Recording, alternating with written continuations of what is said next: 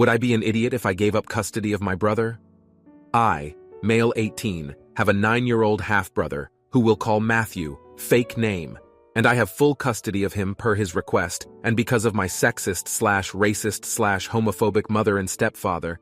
And while I was driving him home from school 2 days ago, he said something that I don't know if I can forgive, and I'm considering sending him back. Basically, he just told me I was a girl because I could make babies, and when I tried to explain it to him, he kept insisting, and now won't stop calling me his sister and emphasizing loudly that I'm a girl to everyone who meets me, which has caused a lot of stress on me being constantly misgendered and dead-named. I know he's a child, but I can't help but be angry at him. Another thing to mention is I'm 26 weeks pregnant, and after I had a breakdown once I was alone in my room, I realized that I can't do this anymore. He's only lived with me for almost 2 months now, and I'm already sick of him. I feel bad, I feel horrible, but he won't stop no matter what I do, and it's just making me unnecessarily stressed and miserable. I went through so much to have him. I fought my parents, who I have seen since I was 17, in court. I worked my ass off to give him a proper bedroom and a good school, and he's just hurting me in return. I feel awful for blaming him, as I know it probably isn't his fault, but I also can't help the burning resentment I feel towards him now. Heck, I can barely look at him anymore, as he's becoming too much like my stepfather, aka his dad. Like father, like son. Hey? I'm talking to my therapist and some legal teams as I think I'm going to go through with it. He's only been doing it for 2 days and has made my life hell again. I haven't yelled at him or anything. I admit, when he first did it in the car, I did get upset, but I didn't scream at him, just ignored him and told him to shut up when he started taunting me by saying it over and over again, which I know makes me an idiot, I get it. People keep telling me it's just what little boys do, but I can't stand it anymore. I refuse to put up with it because he's a boy, and it's just what they do. This isn't 1985, and boys don't get an excuse to hurt anyone who isn't a cisgender male. Also, don't call me names. I've already been called heartless and cruel and all the other names under the sun, I know. But I'm not in a good position here, and I don't have any choice. He's also doing it to my sister, who is also queer. I've cried so much in the last 2 days, more than I have in the last year since I moved out of my parents' house. I moved out to escape the torment, but somehow it always finds its way back to me this time from my own little brother. I just don't know what to do anymore. Okay, edit, because this got a lot of attention, and I just want to clear things up. I have never screamed or lost my temper with him, even when I was a child raising another child. Him, when I told him to shut up for the first time.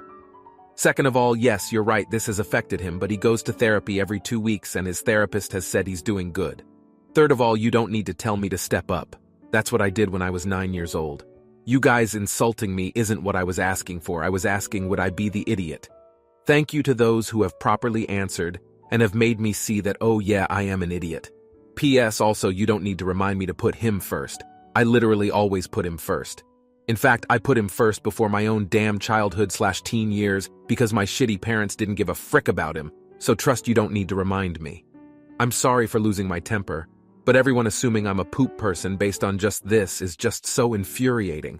Especially then going as far as to doubt my ability to raise my own actual child. I'm going to therapy with him starting next week, and I'm going to figure out what started this. And worst case scenario, my childhood best friend has offered to take him in for a bit if things get really bad. Maybe last edit. Okay, sorry I've been gone. This post blew up like a lot, and I had to take a step back from Reddit for my own mental health. But I'm back. I will not be going through all 200 comments, as like 190 of those are just people tearing into me stuff I already know. But enough about me. The update you guys might have been waiting for is basically he came home today and apologized like fully. He said he was just really angry because a kid in his school was teasing him for not having 2 present parents. I have dealt with that, don't worry. And I said I was sorry too. We have our first session of joint therapy later today, and I really have hopes for this to work out okay for both of us. I love my brother, and I honestly don't know what I was thinking when I typed out this post. So, yeah, that's it. I might update more if there's more updates, but that's probably it. And to everyone slamming me about not being fit for parenting, just know that not every parent is perfect, and neither am I. I'll admit that's no excuse, but I'm only 18. And for an 18-year-old, I'd say I've done a pretty freaking fantastic job. Yes, I get angry at him. Yes, I get hurt by his actions too easy. But also, I teach him to have proper compassion, patience, and to take responsibility for his actions and words. which is something 40-something-year-olds with teens can't. So you know what? You guys can go kindly shove your bullshit up your arse. And thank you to everyone who's actually been understanding, most likely those who have had kids and/or at a young age. Your kind words really mean a lot. No idiots here. Are you sure you're fit to be a parent? Your reaction to a 9-year-old is beyond nuclear, and frankly, this is nothing compared to having a newborn that'll become a tantruming toddler and reactive teenager. Also, you'll get perceived as a female so many times once you'll be 9 months pregnant. I don't even know how mentally you'll be able to survive this. Now for the next story. Am I an idiot for suggesting my friend rehomes her kid? My female 22 friend, female 24, has a 5-year-old son. The kid is, to say the least, difficult. She tries therapy, daycare, lots of educational methods, but he's wild, cries a lot, destroys stuff, yells with her. Anyway, you get the picture. The dad pays a pension but isn't active in their lives, and she doesn't have many family members nearby, so she's pretty much alone most of the time to deal with this. Poor thing is destroyed. Whenever we hang out, it's clear from her physical appearance that she isn't very healthy, and she is always tired and anxious. She takes meds, but her doctor said that unfortunately, there isn't much to do, because there isn't anything wrong with her. It was an outside factor. It's really painful for me, as she's been a close friend for many years. So the other day she was in my house while the kid was in the daycare.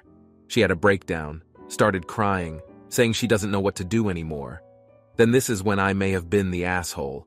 I said she tried her best, but maybe it was time to think of more difficult possibilities.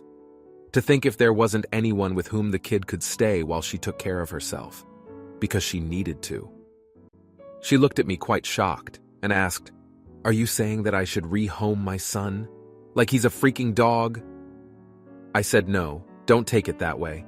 I was only saying that maybe it would be better for everyone, including him, that he stays with someone who could deal with him in some ways you can't. She yelled at me saying that she couldn't believe I could even suggest such a thing and how heartless I could be. I tried to apologize, but she stormed out and hasn't talked to me ever since. Some of our friends are saying that I was an ass for suggesting that for a mother, while a few others say that she needed to hear it even if it was hard. Am I an idiot? Edit. Since most are saying I should help her, I do. I usually help her with errands such as groceries, pharmacy, picking, dropping her or the kid, and house chores. The boy spends most of his day at a daycare. I did not suggest she gives him up for adoption, only that she lets him stay with some relative or on a sleep-in school while she recuperates. Not an idiot. You didn't suggest she rehome her kid. Your friend can't pour from an empty cup. She can't give him the parenting he needs if she's worn so thin she can't care for herself. A temporary stay with a family member while she gets her own health under control is the best solution for everyone. Not an idiot. In the US, we call that respite care. It's usually a social service that a family can access through a Medicaid waiver program. There are also nonprofit groups who offer respite care. In our local special needs group, we have a pool of caregivers who will watch another family's kid for a few hours, etc. Hopefully, she can get plugged into some groups or services that will help her. Now, for the next story. Am I an idiot for forcing my daughter to go to school with cramps? I am 38 and have a 14-year-old daughter. I work from home, so I'm home with her in the morning and drive her to school while my wife's at work. Friday, my daughter told me she was having really bad cramps and didn't want to wake up. I let her sleep in for a little bit longer and gave her a heating pad.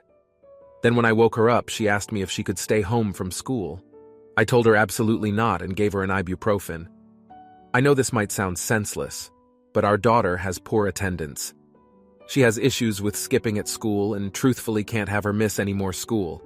We'd have consequences including suspension, failing if it continued, or CPS because of the amount of days. It was serious, and I thought maybe she was just trying to stay home. I let her miss homeroom and had her there by first period, which gave her 45 minutes of extra resting time. My daughter argued with me the whole way and told me I didn't care and didn't understand.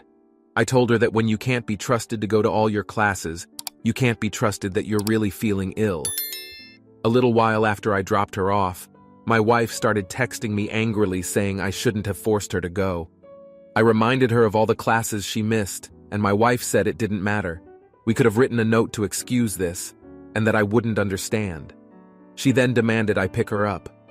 I told her no, I had work to do and that I gave her ibuprofen and she'd be fine. Well, my wife ended up having to leave work early and pick her up, and she gave me hell for it. I honestly thought she would be okay for the day, or that she was just trying to get out of going to school. Info: she skips after we drop her off. There's a rec center next to the school. A lot of kids skip through the woods and go hang out. We've had numerous meetings with school. It's out of our control she's leaving after being dropped off. No idiots here. But you and your wife need desperately to be on the same page with discipline with your daughter. It's no joke, that united front, because I can see where you are correct in the loss of trust and her mother's concern for the monthly cramps issue.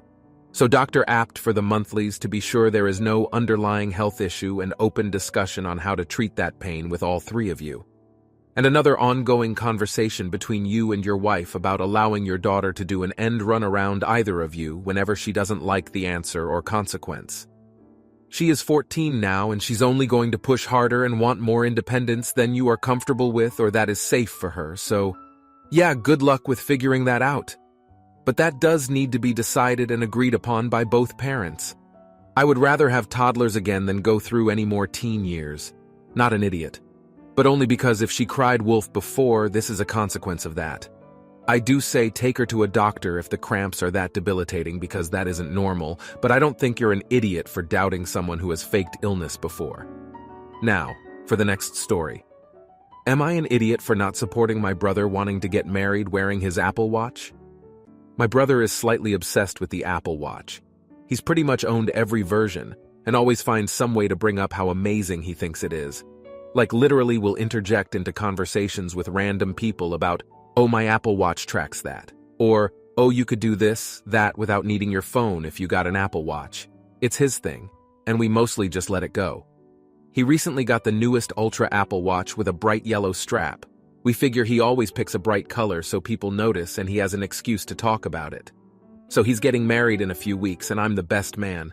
The wedding is very formal and we'll all be wearing tuxedos. His fiancée put her foot down when he said he wanted to wear his Apple Watch during the wedding. Bright yellow strap and all.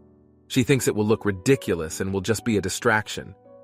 We had dinner last night with her sisters and he brought the argument up, assuming I'd agree with him. I don't think he expected me to take her side, but I did. I may have been a little harsh here, but I said, "You're the groom, not an Inspector Gadget. Leave the watch off for one night." This elicited a laugh from my fiancée and her sisters. He then said, "Okay, well, I guess I can get a black strap for it." I responded with, "Yeah, and then you'll just look like a spy kid. Why don't you wear Grandpa's Omega?" Our grandfather left each of his grandkids a watch from his collection when he passed. My brother got a beautiful vintage Omega DeVille on a crocodile strap that would look brilliant with a tux. I guess his fiancée didn't even know that he owned a vintage dress watch. She's now made it perfectly clear she expects him to wear it. My brother is pissed.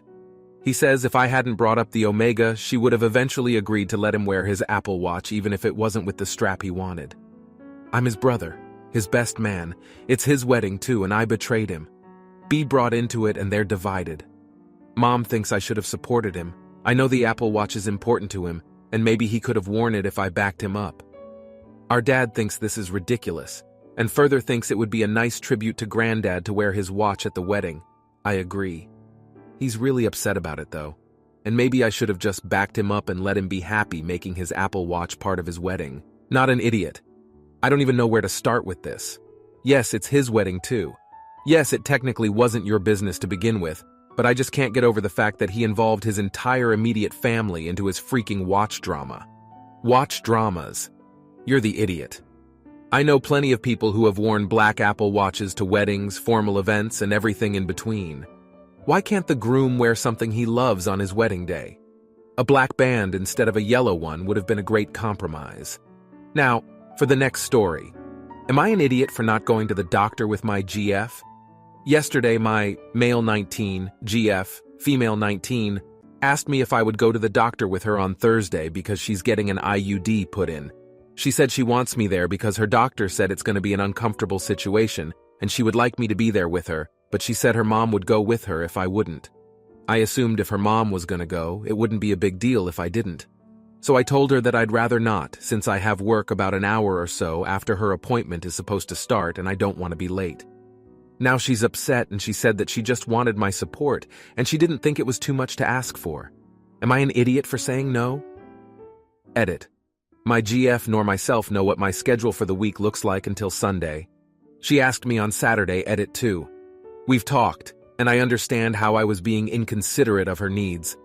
I'm going to try to swap shifts with someone so I'm able to go with her. You're an idiot.